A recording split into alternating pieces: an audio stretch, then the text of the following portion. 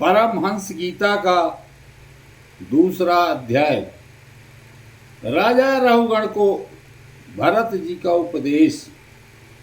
जड़ भरत ने कहा, राजन, तुम अज्ञानी होने पर भी पंडितों के समान ऊपर ऊपर की तर्क वितर्क युक्त बात कह रहे हो, इसलिए श्रेष्ठ ज्ञानियों में तुम्हारी गणना नहीं हो सकती। तत्वज्ञानी पुरुष इस अविचार सिद्ध स्वामी सेवक आदि व्यवहार को तत्व विचार के समय सत्य रूप से स्वीकार नहीं करते। राजन, लौकिक व्यवहार के समान ही वैदिक व्यवहार भी सत्य नहीं है, क्योंकि वेद वाक्य भी अधिकतर गृहस्थ जनोचित यज्ञ विधि के विस्तार में ही व्यस्त है। राग द्वेषादि दोषों से रहित विशुद्ध तत्व ज्ञान की पूरी अभिव्यक्ति प्रायः उनमें भी नहीं हुई है। जिसे गृहस्थोचित यज्ञादि कर्मों से प्राप्त होने वाला स्वर्गादि सुख स्वप्न के समान हेय नहीं जान पड़ता, उसे तत्व ज्ञान कराने में साक्षात उपनिषद वाक्य भी समर्थ नहीं है। जब तक मनुष्य का मन सत्व, रज अथवा तमो गुण के वशीभूत रहता है, तब तक वह बिना किसी अंकुश के उसकी ज्ञानेंद्रिय और कर्मेंद्रियों से शुभाशुभ कर्म कराता रहता है। यह मन वासना में विषयासक्त गुणों से प्रेरित विकारी और भूत एवं इंद्रिय रूप 16 कलाओं में मुख्य है।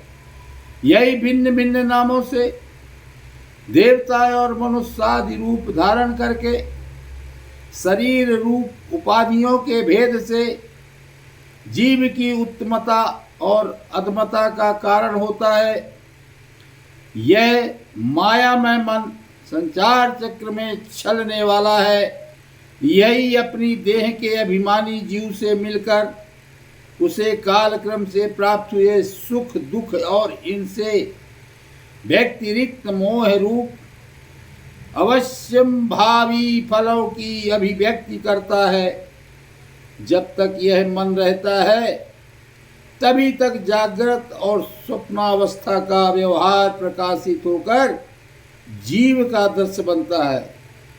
इसलिए पंडित जन मन को ही त्रिगुण में अधम संसार का और गुणातीत परमोत्कृष्ट मोक्ष पद का कारण बताते हैं।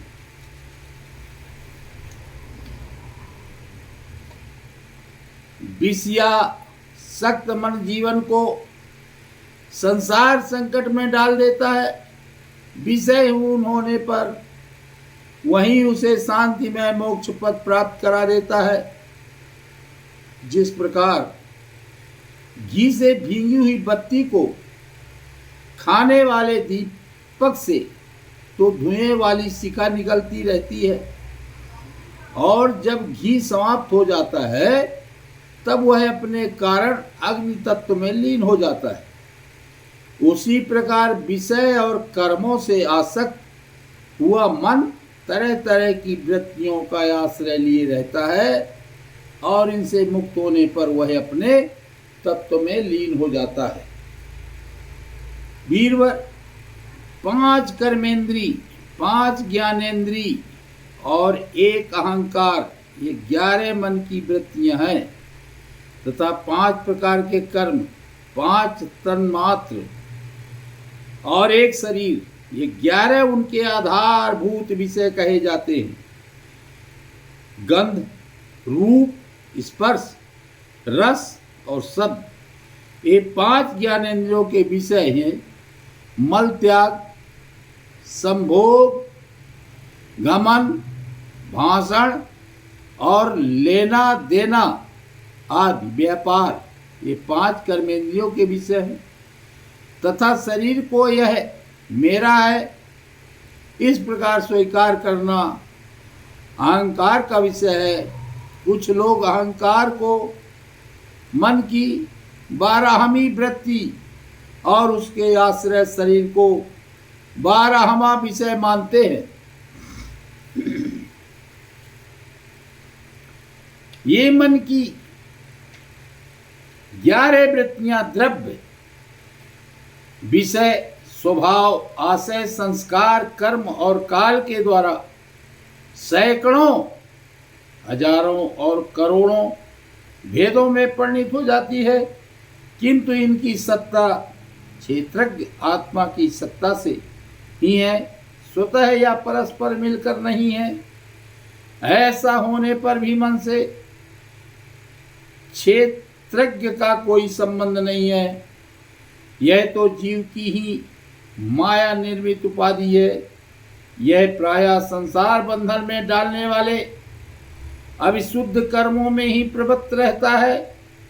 इसकी उपयुक्त वृत्तियां प्रवाह रूप से नित्य ही रहती हैं।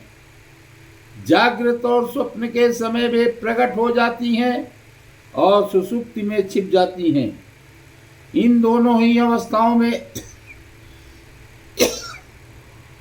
क्षेत्रज्ञ जो विशुद्ध चिन्मात्र है, मन की इन वृत्तियों को साक्षी रूप से देखता रहता है।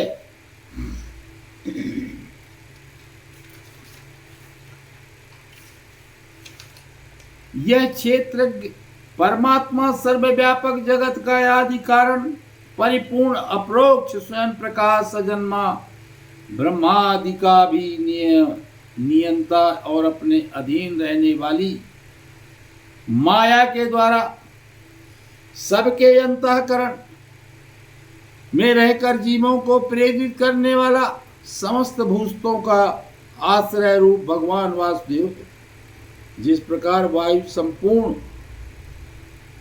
स्थावर जंगम प्राणियों में प्राण रूप से प्रविष्ट होकर उन्हें प्रेरित करती है, उसी प्रकार वह परमेश्वर भगवान वासुदेव सर्वसाक्षी आत्मस्वरूप से ही संपूर्ण प्रपंच में ओतप्रोत है।